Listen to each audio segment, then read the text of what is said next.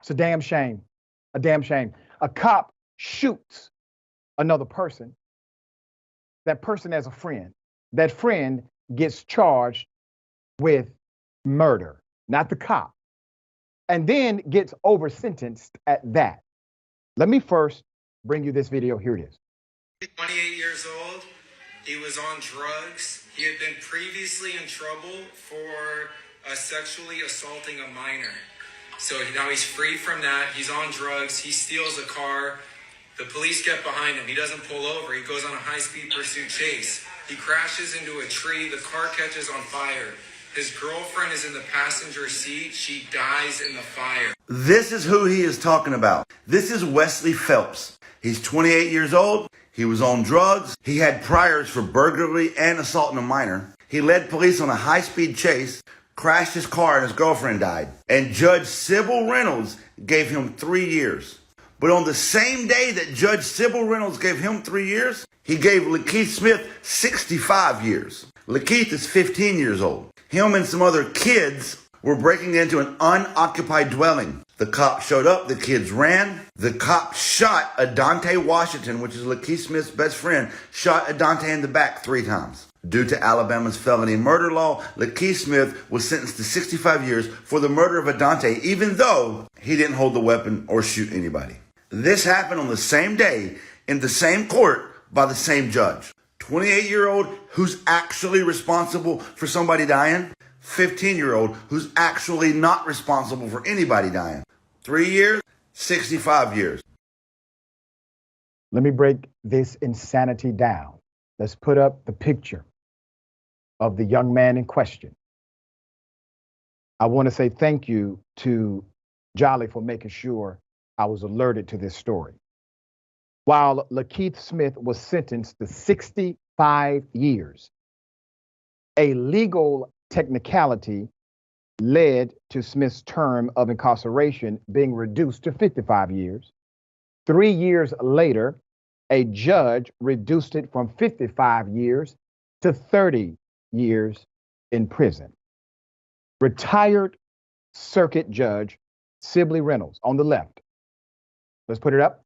On the left, who presided at the 2018 trial and original sentencing, handled the pre-sentencing or the resentencing as well. District Attorney C.J. Robinson on the right, a veteran prosecutor who had charged Smith with his 3 co-defendants with felony murder, had supported Smith's resentencing. The attorney of Smith said this: "Today doesn't feel like justice." Smith's attorney, Leroy Maxwell, told news reporters his client's relatives and other supporters, after Circuit Court Judge Sibley Reynolds refused to request for LaKeith Smith to be released from prison immediately, he said they will pursue an appeal. Let's put it up. Meanwhile, there is a petition. This petition has been started in an effort to grant Smith early release.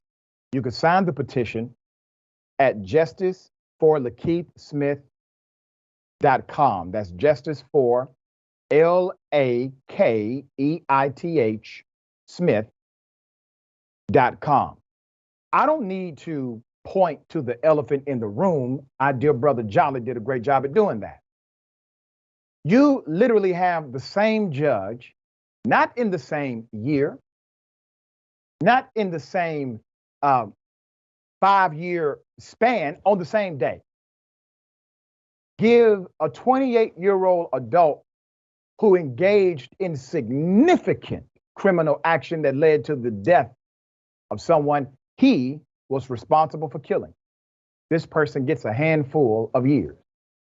The 15-year-old who did not shoot anyone, did not kill anyone, gets 65 years.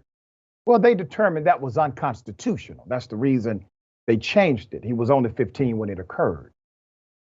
But you see the bias right there in front of you, right there. Will the judge be accountable? Will there be some level of oversight? Will somebody say something who has authority right now? Obviously, a miscarriage of justice and unequal application of the law. All right, dear brother, thoughts here. Yeah, I think people are aware, but it often can go over people's heads, including my own, of just how much discretion people in these seats have, just how much power they have to make choices that impact people's lives so heavily. And if this isn't the best example of how much power and choice that judges and different people in those types of positions have, then I can't really think of a better one. And it also just points out to how much room for improvement we really have and how much work there is to do. But I think that one of the good things about really seeing these types of cases is the more people become aware of just exactly where the areas need for improvement, the more you can rally people to the cause, and the more possible it is to be involved in community politics instead of always necessarily thinking that things have to happen from a top level down. So again, I think that's really the biggest highlight of this type of story, that you see how much power people have right in your backyard. That's right. We will keep the pressure high. There is an appeal process that hopefully can be remedied throughout the process of his journey.